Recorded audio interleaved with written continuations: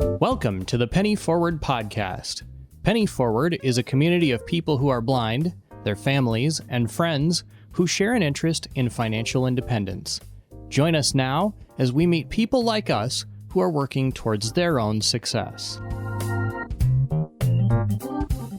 My guest today is Chris Walker. Many of you may know him as Chef Christopher because he's very prominent on social media, especially with his "What is Chef Christopher making for dinner?" posts. But he's also very active in his local chapter of the National Federation of the Blind, and he lost his sight later in life. So he's here to tell us about that story and how he became active in NFB. Chris, thanks for being here. Hey, Chris, thank you so much for having me on your podcast. You lost your sight later in life, and I want to learn a little bit about what your life was like just before that. Just before I lost my eyesight, at the end of 2009, I was living in Las Vegas at the time. I'm originally from Northern Virginia area, close to the DC area. And I decided to move out to Las Vegas to work, basically to go work in the casino and to see what that was like and to see what the Vegas life was about. So when I was working one day, I was working a slot tournament and I noticed that my vision was blurry. And I had told my boss, I said, I'm having a hard time seeing the name badges on the people that were in the slot tournament. So that kind of gave me a clue to go in and see an ophthalmologist. So I went in and made an appointment with the ophthalmologist. And then from the ophthalmologist, they took a look at my eyes and they were saying to me, you need to go see a retina specialist right now. So I got in to see a retina specialist the next day. And the next thing they told me was, you need to get to the hospital right now. So I went into the hospital and, my left eye basically went first. So it went totally, I couldn't see anything out of my left eye. And they had run tests and they were just trying to figure out what was going on, why this had happened. And so I spent about a week in the hospital. Then I left out of the hospital because they really didn't have an answer for me at that time. And I figured I had my right eye still going on. So I went home. I was at home about a week later, and I was on the computer and I had noticed that my right eye was going in and out blurry. So I went back to the retina specialist, and then that's when they put me into the hospital again. And I spent about a month and a half in the hospital. From there, the retina specialist was seeing me on a daily basis. They were running tests. They had run spinal taps. They had done all the blood work, trying to figure out why I was losing my eyesight so fast. But unfortunately, they didn't find the cause of it. So I went on for about 10 years, almost up until last year, to find out really what happened to me as far as I went blind and what was the cause. But they never found what really happened. They basically told me that something attacked my retinas and detached them. After that, about a month and a half in the hospital, I basically left out of the hospital and I was totally blind. So I couldn't drive anymore. I had no clue on what I was going to do, the next step on how to be a blind person, how to live as a blind person. I didn't even know anything about a white cane, about any type of training. I had no clue about blindness. And you had no warning, right? You were healthy as far as you knew, and everything was okay. I was healthy. I was working, and then all of a sudden, it's just like my world turned around in like a month and a half. It was very quick, very fast. I didn't even have time to really think about what was really going on. I was just like, what happened here? From there, luckily, I had a coworker who reached out to me and said they have services for the blind. And so right away, I had an assessment. First thing I started doing was to learn orientation and mobility. That was part of the process that I had to go through. So I was learning how to cross streets and how to navigate my surroundings, on how to use a white cane. It was definitely a scary time because I was like, oh my gosh, I can't see what's going on. So I had to use my listening skills and my training skills on how to use the cane. Then from there, I went through many different multiple situations, and they took me different places around the city, different scenarios on how to use my white cane. Then I went into the assistive technology part of it, where I was learning how to use the JAWS and Window Eyes, which are screen readers. I had no clue what that was at the time, but then I finally understood what was going on. So I was there. Was this all in Vegas still? This was all still in Vegas. I went into services like right away because I was trying to figure out I used to love to cook. I did all the things. How do I do the things that I used to do? So then I had a rehab person come to my home and teach me about certain things, about how to mark my kitchen with bumps. I got into the NLS, the National Library Services, about audiobooks and cassettes, things like that. So once that happened, I decided, it was time to come back to Virginia, where my family was. I was out there with my partner. We were out there by ourselves, and we decided to come back to Virginia where our family was. And so we ended up coming back home March of 2011. And we ended up going to his parents' home with his family. And we were just going there to get settled and trying to figure out what to do next and what to move. But unfortunately, 3 months later, March, April, May, June of 2011, he passed away suddenly. So, and I was kind of like newly blind and trying to figure things out. So I ended up staying there with his family for about a year. I signed up for services again back in Virginia. So I ended up picking up my orientation and mobility, trying to figure out where my main goal was to get out, to be out on my own independently.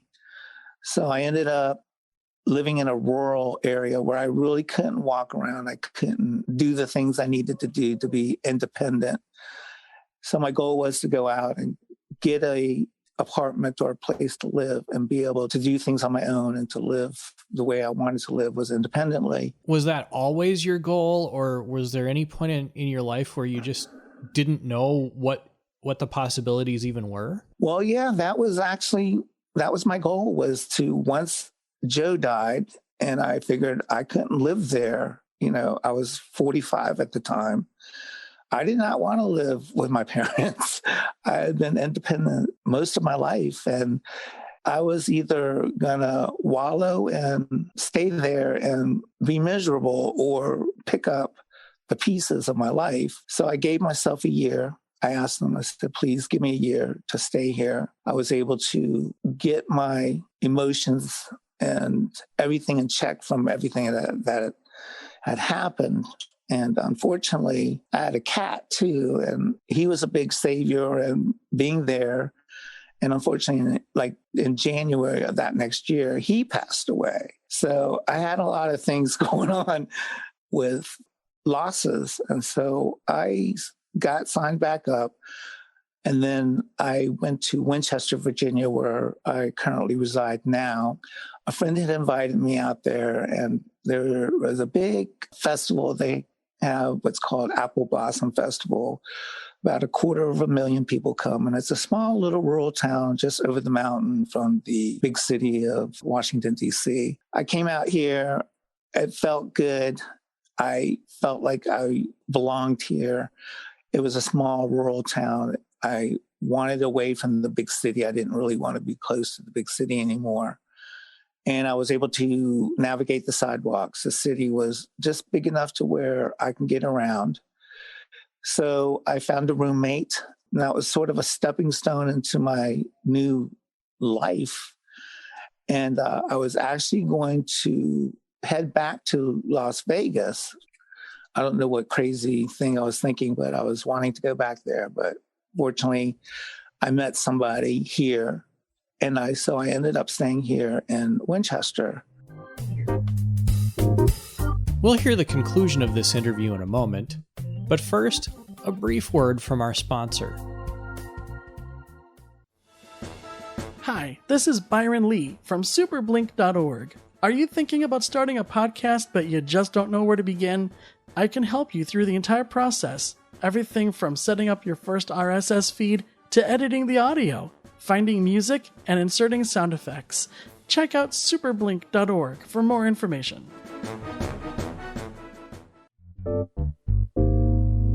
Do you have a success story you'd like to share on the air? Leave us a message at 952-856-0313. I feel like Las Vegas is a very chaotic and noisy and overwhelming place. And you started learning orientation and mobility there. What was that like? Was that hard? It was, it's a busy place. It's definitely, because Las Vegas is a 24-hour city, very transient city, very fast paced. Everything was going all the time. It was different because there was lots and lots of traffic and just trying to navigate. Luckily, I had vision at the time before I went blind, so I kind of could picture things in my mind. I think everybody goes through different things, phases, or how they feel about orientation and mobility. And I just had to suck it up and say, if I wanted to get out there and be independent and go out and be able to travel freely on my own, that I had to go out and do it. I basically had no choice. Sure. So I don't think there was really a yay or either way, was it hard or not. So I just wanted to go out and learn and do it the correct way and be safe in my environment. And just to kind of, if I had to stand out on the corner for a half hour to cross that street, I was going to do it. I wasn't going to put myself in harm's way, but I just had to learn how to use my listening skills and figure out the traffic patterns, if it was a light, if it was a stoplight. So all these scenarios that you have to kind of run through your head as far as what you have to do to get it. But then, of course, I learned there were certain places I wanted to go. So if I wanted to go to the store, I practiced on going to the store, from my house to the store and back. So I kind of learned different ways of doing things, getting through the mall, if I wanted to go to the mall. So they took me all over the place, on the bus, just everywhere, crossing streets. So it was fine. And, I got used to it. And, 11 years later, I'm fine. So, it was just a different way of getting around independently and safely. Well, on the other hand, do you think that maybe gave you an advantage over, say, someone who might have had a similar experience but was in a rural town like Winchester? Yeah, the environment's different. In a rural town, it's smaller. Depending on where you're at, out here, we have the country and there's no roads. There's dirt roads. But when you get into the rural city and it's a small town, they do have sidewalks. Like in the big city, like if you go into DC was just so overwhelming for me because of the noise. Like I couldn't tell what was what because the buses and just everything was going on. And so when I came to Winchester, I was like, I could deal with this because of it wasn't as loud. It was still where I had control of my environment and I can listen around easily. Now, some people, everybody's different. Some people do perfectly in the city. There's nothing wrong with that. It's just basically getting used to your environment and being comfortable and being able to get out there and be able to get out there and do your thing without being stuck in your home. Because that was one thing I did not want to do, because I was just like, I have bigger and better things to do with my life than sit at home. So you knew for sure that you didn't want to be stuck at home, that you wanted to be independent. Were you thinking about work or anything at that point? Or I was, but at that time, I was so excited about going back to work right after I went blind. But then, of course, things changed. And I was like, I've worked 28, 30 years of my life right now. At this point, I decided to volunteer, give back to my community. I wanted to find an organization that could kind of help me on the journey. And I found the National Federation of the Blind back in 2014. I didn't realize we even had a chapter out here. And I had joined the at-large where they serve the whole state of Virginia. And so I began there and I started meeting other blind people. I was listening to them and their stories and how they were doing their thing. And so after that, I had found there was a local chapter here in my area. And so I went to my first meeting and I was very excited because I was like, oh, other blind people.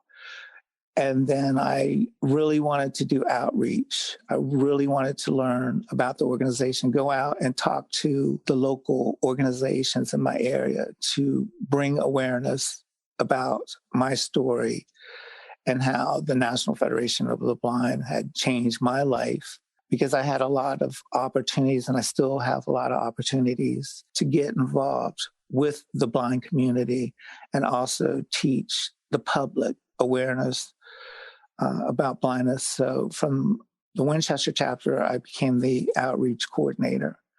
So I did that for a couple years, and then I was voted in to be the vice president of our chapter. And then I served as vice president for a couple years, and now I currently serve as the president. And I've been doing that in my capacity for 3 years.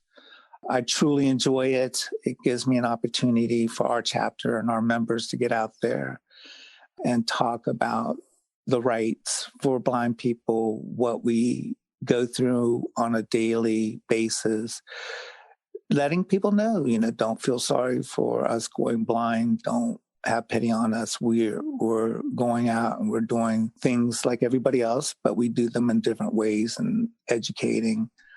So I've been very passionate about that. I've had a lot of great people just surround me, support me, mentor me. I've met a lot of friends here in Virginia and don't realize there's a lot of blind people that are around. So what I do now is I make sure that we do outreach within Winchester and the Shenandoah Valley area to let people know, if you're losing your vision, if you have low vision, if you're blind, to come join us because there's support, because a lot of people have questions. They don't know how to get services. They don't know how to do a lot of things that I didn't know 11 years ago. So we're there to help and support them, to move them along in their lives. People are losing their eyesight at later ages because of the macular. There's different eye diseases, RP, there's diabetes. Eyesight loss is different for everybody. So we kind of take people for where they're at the time, and we kind of guide them like I was guided and helped. And I asked a lot of questions about things. I learned about the organization. The organization is an advocacy organization, so they do fight for the rights of the blind. They're a strong organization. There are 50,000 plus across the United States, including Puerto Rico and Washington, D.C. They have a national convention where thousands of blind people come together every year. We also have a state convention. There's like 15 chapters within Virginia. So there's a lot to do. We do what's called a Washington and a Richmond seminar, where we go out and speak to our local legislators about the rights of blind people, what things we are encountering as far as voting, blind parents bill, how blind parents can parent, things with technology and how things are not accessible to the blind. There's a lot of things that we do, but we're also, we make friends through all this. And there's always a place within the organization if you want to get involved with a division or a committee, or you really want to do something. There's always a place within the organization to put your feet down and really show what you can do, because that's what we want blind people to do. And we put you to the test. They put you to the test, and they challenge you, and they make you think of ways of doing things, of being independent, being self-sufficient, being all these things that I've wanted for myself. And then hopefully that I could also pass on to other people to say, blindness is not an end to all. And they really taught me that. And I love serving, and I serve with humbleness and gratitude and all the things that I've had the opportunity to do. I think that was just one part of me that's always been in my nature, was to help people to wherever they're at and how they're doing as far as, their blindness. So that's basically where I decided to put myself at this point. I'm 55 now. I may think about doing something different or going back to work, but at this point, I'm really good with my life. I was able to buy my own home, and I sort of have my own family here. My family supports me and loves me, and they don't think of me any differently. And that's what I wanted. I didn't want them to feel sorry for me. I didn't want people to feel like, oh, poor blind Chris, he can't do things. And I do cook my own meals. I can do my laundry. I can do all the things. I pay my bills. I do all the things that I was taught. So I've used these skills and I continue to use them. And the things that I've learned, I've passed on to other blind people who are newly coming into it. And I do get a lot of calls from people, hey, I'm out on social media. I do serve on the Diversity and Inclusion Committee also, where we want to make sure that we are a diverse organization and we include everybody, no matter what your background, economic status, sexual orientation, gender, all those things that are other characteristics of just the blindness that brings us together, but also the different ways we come together in different intersectionalities and things like that. So it's not just, it's not a one size fits all. It's sort of like we want to bring everybody in, and we want people to share their stories, because how they overcame, certain obstacles, other people had gone through the same thing, or have an understanding of what we've been through with certain situations. And yeah, there's just the whole gamut of different types of scenarios that we run into. It sounds like a very fast-paced life for you, and I imagine that your life in Vegas was kind of fast-paced too. I want to go back to your story, because I sort of interrupted you, and you said you had moved to Winchester, you had a roommate, so you were living independently, you had accomplished that goal, and then you met someone, and then we stopped there, and I want to know what happens next. Okay, so I met my husband now, Jim. He and I got together, and it was funny because I had just gone through all this sadness, and I had asked him, I said, do you have an issue of me being blind or anything like that? He's like, no, why would I?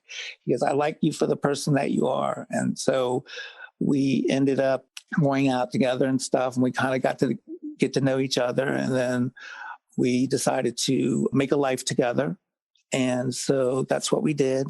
So we sat down, we talked, had many conversations about where we wanted to go within our life and what dreams and goals we had. And we basically sat down and we made them happen. So we've been fortunate that Winchester now, I actually consider it home. For many, many years, I never felt like I was ever settled, even when I was sighted. And then after so many years, everything just kind of fell into place.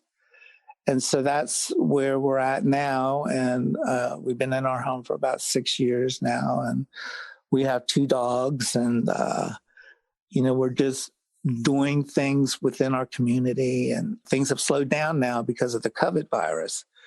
But once things start clearing up, we'll start getting back out there, because we do a lot of outreach. We do a lot of just letting people know that we're here, and people recognize us, and we have much respect for the small town that we live in, because we've been able to help so many people. And Jim was also a big volunteer in the community and in the recovery community. So now he takes a big part of being part of the NFB and what I do, and he serves as our treasurer.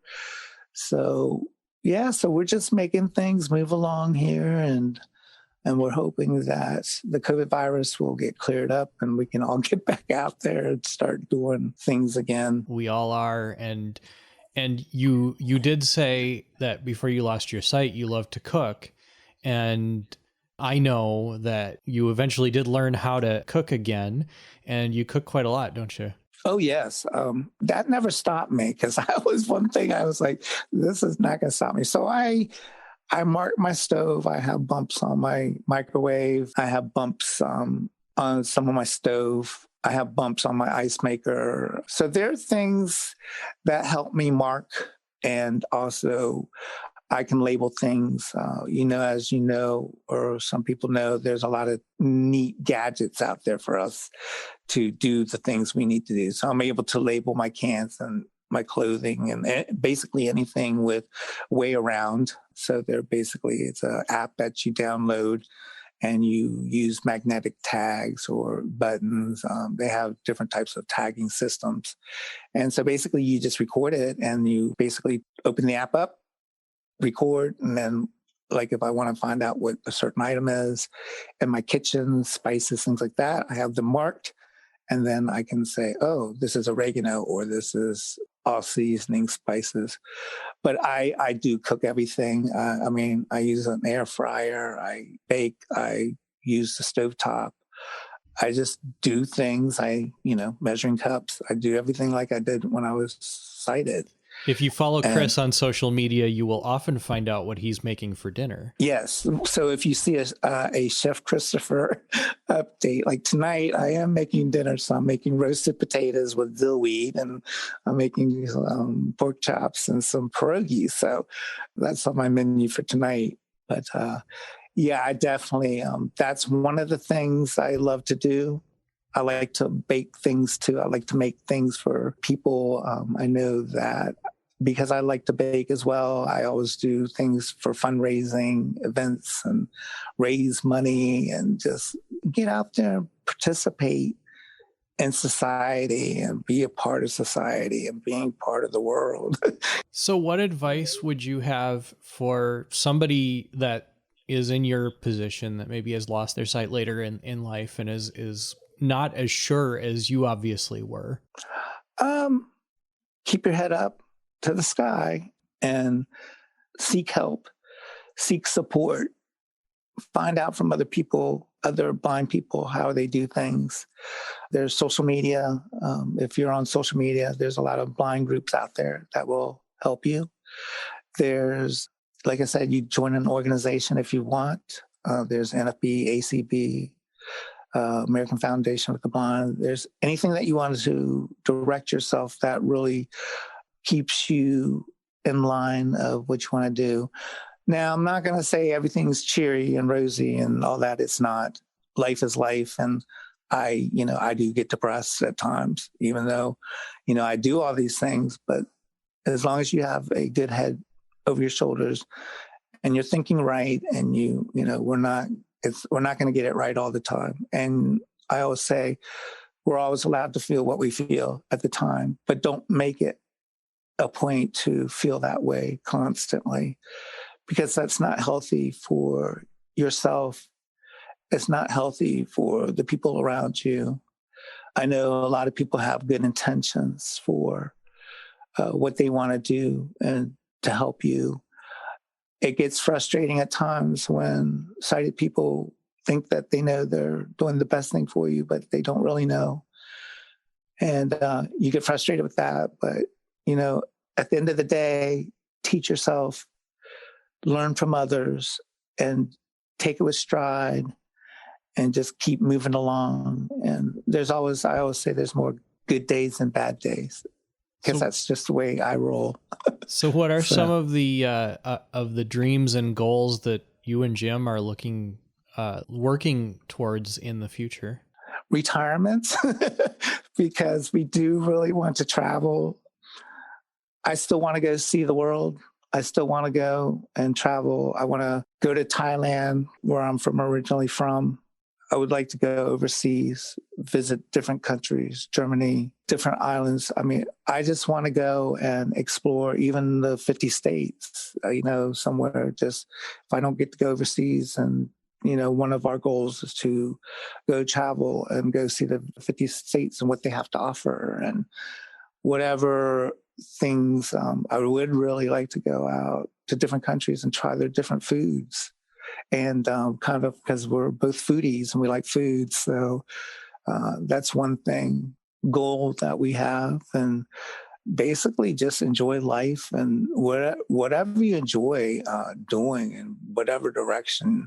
I always tell people you want to do. If you enjoy doing certain things, go do it. If that makes you happy, go do it. I always say you don't have to keep up with other people, what they're doing. You do what you want to do that makes you happy. Well, Chris, it's gone by way too fast. And I just want to thank you for being here, telling everybody your story. You're an incredibly positive person, and I hope that you continue to do outreach, because you're about the best example I can think of for someone to look up to. I appreciate it, Chris, and I thank you so much. I'm very humbled that you reached out to me on social media to give me this opportunity to have this platform and to hopefully let other people listen, at least to my story. And I'm always out there listening to others, and I'm always, I don't want to say amazed or, all that, but we all have a story to tell. And I really do appreciate you giving me this time and opportunity. I hope you have enjoyed this week's episode, and will tune in again next time. But before you go, my credit score increased 32 points this week. What did I do?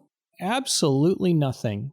I carried a small credit card balance over the holiday season, and the only difference between then and now is that I made the final payment to pay off all of my credit card debt that I had accrued by buying Christmas presents. By making on-time payments consistently, you will pay off your debt, and your credit score can go up just like mine did. That concludes this episode of the Penny Forward podcast. Penny Forward is a community of people who are blind, their families, and friends who share an interest in financial independence. Join us, and we will work together to avoid financial obstacles and target our goals. To learn more, visit www.pennyforward.com. Until next time, I'm Chris Peterson. Thanks for listening.